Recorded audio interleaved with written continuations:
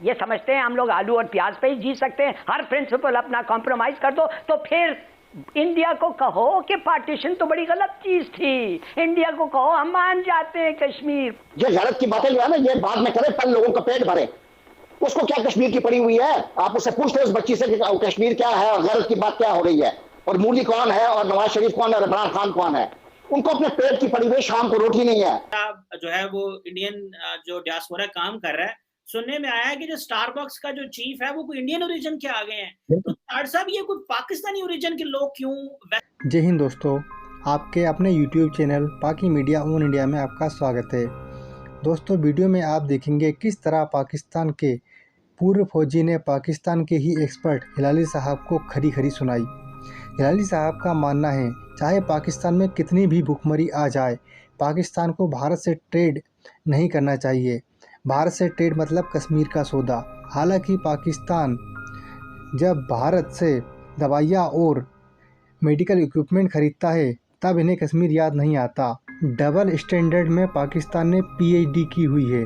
पाकियों को अच्छी तरह पता है UAE के जरिए जो सामान पाकिस्तान में आता है वह भी भारत का है, लेकिन भारत से डायरेक्ट नहीं खरीदेंगे। और भारत की 5वीं सबसे बड़ी अर्थव्यवस्था बनने पर क्या है पाक मीडिया की राय, वीडियो में जानेंगे। सबसे पहले सर, ये जो बात हो रही है कि पाकिस्तान को इंडिया के साथ ट्रेड ओपन कर देनी चाहिए और कहीं पे शायद अंडर डिस्कशन भी है, तो आप समझते हैं कि जो 2019 में पाकिस्तान ने ये सब रिलेशंस कट ऑफ किए थे, जो इंडिया ने किया था अगस्त का एक यकतरफा फैसला, तो उसके बाद आप लगता है कि ये प्रिंसिपल स्टांस से हटने की मुतरादिफ होगा?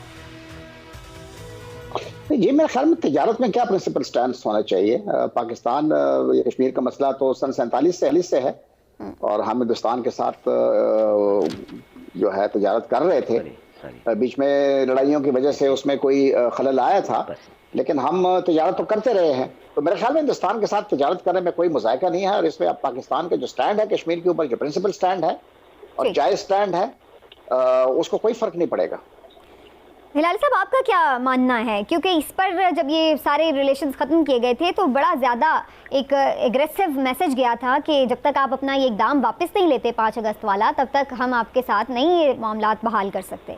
तो अब आपको लगता है कि वाकई इतनी सीरियस सिचुएशन है फूड इन्फ्लेशन और फूड शॉर्टेज के हवाले से कि अब इस तरफ हमें ये कड़वा घूंट हमें बेशक लगे लेकिन हमें पीना पड़े? बिल्कुल नहीं, बिल्कुल ऐसी कोई सिचुएशन नहीं है, कोई नहीं मर रहा है। चीज़ें अगर महंगी हो जाएं थोड़ी सी, आप अपने प्रिंसिपल्स के लिए महंगा चीज़ नहीं बर्दाश्त कर सकते। आपको कॉम्प्रोमाइज करना है प्रिंसिपल्स पे। कश्मीर को रद्द और यूनाइटेड नेशंस रेजोल्यूशन को ख़त्म किया है, आप उससे जाके टमाटर और प्याज लेना चाहते हैं? फॉर गॉड्स सेक। लेकिन हिलाली साहब, फिर इस पे तो काउंटर क्वेश्चन ये होता है ना कि आपने इतनी देर से वो बंद भी अगर किए रखा तो उन्हें क्या फ़र्क पड़ा है? ना तो वो अपने 5 अगस्त के इक़दाम को वापस लेने के लिए तैयार है, ना किसी फ्लेक्सिबिलिटी को शो करने के लिए तैयार हैं, तो उससे उन्हें फ़र्क भी तो नहीं पड़ा। ये एक बात तो कमाल है कि आपका 70 साल 75 साल का स्टांस, आप आलू और प्याज के लिए, उसके पैसे कम करने के लिए, कौन कहता है लोग मर जाएंगे अगर आलू और प्याज थोड़े महंगे आए? बताए तो सही, कौन कहता है? ये समझते हैं हम लोग आलू और प्याज पे ही जी सकते हैं, हर प्रिंसिपल अपना कॉम्प्रोमाइज कर दो, तो फिर इंडिया को कहो कि पार्टीशन तो बड़ी गलत चीज थी, इंडिया को कहो हम मान जाते हैं कश्मीर, पता क्या बड़े पैसे बच जाएंगे, उतने पैसे बचेंगे आपको हम देंगे आपको खुश करने के लिए।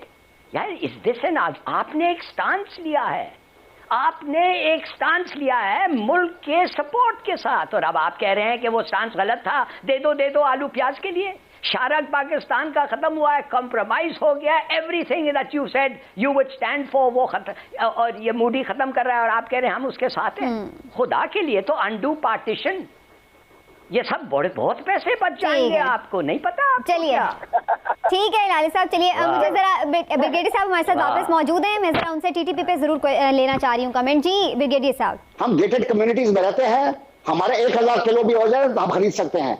ये उस आदमी से पूछे जो शाम पे जिसके पास रोटी नहीं है, ये उनको दिखाए वो जो बच्चा जिसका वो है जो खाली देख में अपना हाथ मार रहा, मर नहीं रहा, वो मर नहीं रहा। आप हमारे ज़मीर मर गया है कि जब हम उसको देखते हैं वो खाली देचकी में वो 3 साल की बच्ची या 2.5 साल की बच्ची हाथ मार रही है और अपने मुंह में डाल रही है। ये गलत की बातें जो है ना, ये बाद में करे, पहले लोगों का पेट भरे।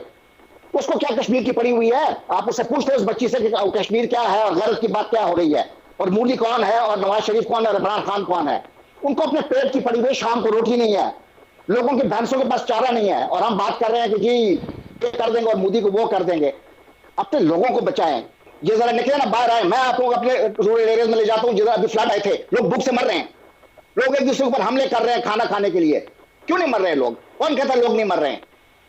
ये जो इतने हजार लोग मर गए, कि लोग मर नहीं रहे, वो इसलिए नहीं मर, वो इसलिए मर रहे हैं, वो इसलिए नहीं, वेट अ मिनट, वो इसलिए मर रहे हैं कि आपकी, आप 70 साल से क्या कर रहे हैं? चलिए ताड़ साहब, आप तो अमेरिका में बैठे हुए हैं और वेस्टर्न इकोनॉमीज को बड़े अच्छे से समझते हैं, पूरा जो वेस्टर्न अपरेटस किस तरह ग्रो कर रहा है। एक बहुत बड़ी अनहोनी हो गई है साउथ एशिया में कि इंडिया ने बर्तानिया को क्रॉस कर दिया है और इंडिया इस वक्त 5वीं बड़ी इकोनॉमी बन गई दुनिया की। ताड़ साहब, हमने और इंडिया ने इकट्ठे आजादी हासिल की थी, ये क्या हुआ कि इंडिया आज बर्तानिया को क्रॉस कर गया जिससे आजादी ली थी, और हमारे सारे फेडरल मिनिस्टर एयरपोर्ट्स पे खड़े हुए हैं और वो एड रिसीव कर रहे हैं। तो ये फर्क कैसे हुआ और हम क्यों इतने पीछे रह गए कि आज बर्तानिया जो है वो इंडिया से पीछे रह गया? सीमा साहब, इस पे मैं ब्लेम करूंगा लीडरशिप पर। देखिए, कौमों के लीडर हमेशा अगर उनको सही डायरेक्शंस में लीड करें तो उसके रिजल्ट इस तरह के आते हैं जिस तरह की आप बात कर रही हैं। बल्कि इसको भी मैं कहूंगा कि मैंने रिसेंटली मोदी साहब ने अपने लोगों से जब स्पीच दे रहे थे, मैंने उसके बारे में एक आर्टिकल पढ़ा कि उन्होंने कहा कि 2047 तक हम भारत को एक डेवलप्ड कंट्री बनाने के लिए मेरी मदद करें। और उसके बाद उनका स्पेस के अंदर जाना भारत का इस वक्त, और दूसरी चीजें जब देखते हैं तो उसमें नजर आता है मोटिवेशन, दे आर चार्ज्ड।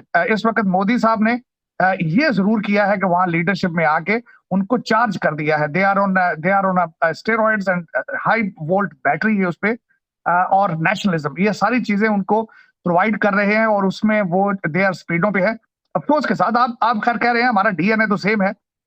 ताड़ साहब, आप तो वॉशिंगटन रहते हैं और देखते हैं कि किस तरह जो है वो इंडियन जो डियास्पोरा काम कर रहा है। सुनने में आया है कि जो स्टारबक्स का जो चीफ है वो कोई इंडियन ओरिजिन के आ गए हैं। तो ताड़ साहब, ये कोई पाकिस्तानी ओरिजिन के लोग क्यों वेस्टर्न वर्ल्ड में, लंदन में, बर्लिन में, न्यूयॉर्क में, वॉशिंगटन में ये क्यों नहीं आ रहे? हर जगह इंडियन कैसे ऑक्यूपाई कर रहे हैं? आप कहते हैं डीएनए हमारा एक है।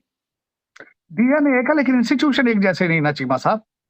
भारत के इंस्टीट्यूशन, उनका standard of education is much better than us. मैं यहाँ पे वॉशिंगटन डीसी में कई बच्चे आपके देखे जो एमबीए की डिग्रियां लेकर आए हैं, 2 लफ्ज इंग्लिश में नहीं लिख सकते। आपके लॉ स्कूलों में आज तक आपका लॉ पहले उर्दू में पढ़ाया जाता था, आज का तो मुझे पता नहीं। तो मुझे ये बताएं कि आपके जब स्टैंडर्ड ऑफ एजुकेशन ही कोई नहीं है, आपको स्टारबक्स के स्पेलिंग ही ना आते हो आधे पाकिस्तानियों को, तो आपको सीओ कैसे लगाना उन्होंने? मैंने उनके बारे में मैंने